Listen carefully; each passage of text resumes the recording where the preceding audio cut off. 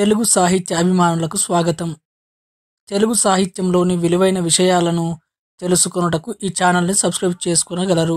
దూర్జటి మహాకవిచే విరచితమైన శ్రీకాళ హస్తీశ్వర మహాత్మ్యంలోని గల తిన్నని ముగ్ధభక్తిని గురించి ఈ వీడియోలో తెలుసుకుందాం. బహుదా నది తీరంలో ఉత్తపినాడు అనే ప్రాంతంలో ఉడుమూరు అనే బోయపల్లె ఉండేది.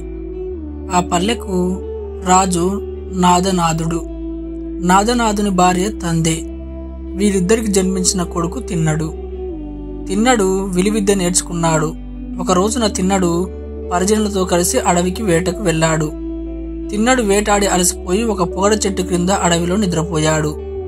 అప్పుడు అతనికి కలలో శివుడు జంగమ రూపంలో సాక్షాత్కరించాడు.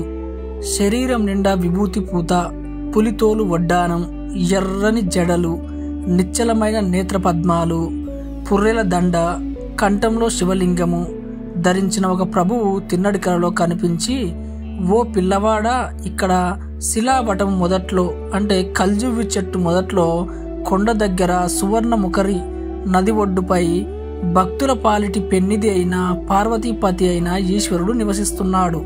నువ్వు భక్తితో ఆ శివుణ్ణి సేవించు అని చెప్పి అదృశ్యమయ్యాడు. తిన్నడు ఆ ప్రభువు కోసం వెతుకుతూ ఆశ్చర్యపడ్డాడు. వేటగాండ్రు చేసే ధ్వనులకు తిన్నడికి మెలకువ వచ్చింది.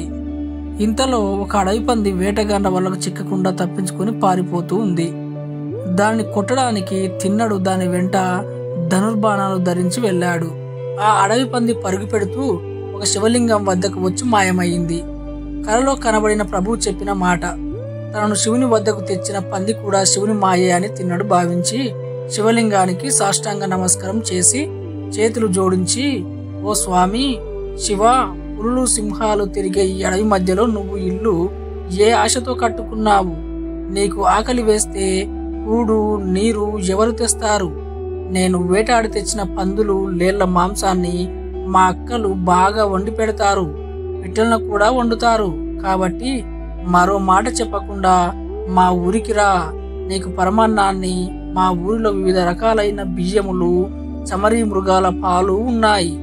అనేక రకాల తేనెలు దానిలో ముంచుకొని తినడానికి నింజట్లు ఉన్నాయి. మా చెంచెతలు అనేక రకాల పళ్ళు తెస్తారు. నేను నీకు వాటిని అందిస్తాను. మా ఊరికి దయచేసి రావయ్యా. బ్రతకడానికి ఇల్లు, వాకిలి, స్నేహితులు, బంధువులు, భార్యాపుత్రులు ఉండాలి. మా పల్లెలో నువ్వు కోరినవన్నీ ఉన్నాయి. నీకు వాటిని సమృద్ధిగా ఇస్తాను. ఒంటరిగా ఉండకుండా మా ఊరికి రా.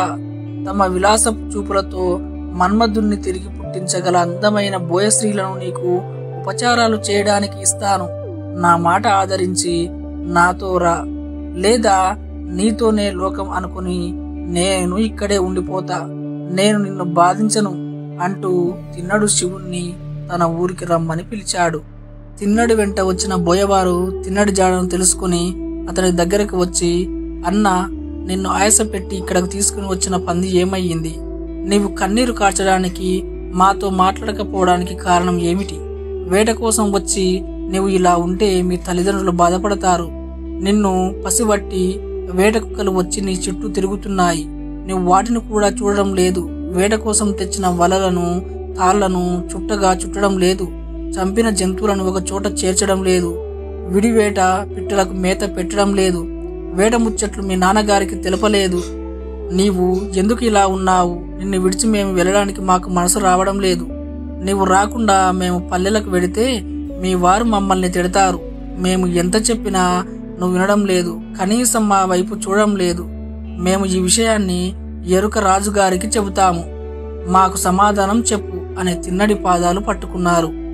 బోయలు చెప్పినది విని శివుడి యందు లగ్నమైన మనస్సు గల తిన్నడు చిరునవ్వు నవ్వుతూ బోయలతో ఇలా అన్నాడు, అన్నలారా, ఓడకు కట్టిన దూలములా ఈ లింగముతో నా ప్రాణాలకు లంకె వేశాను.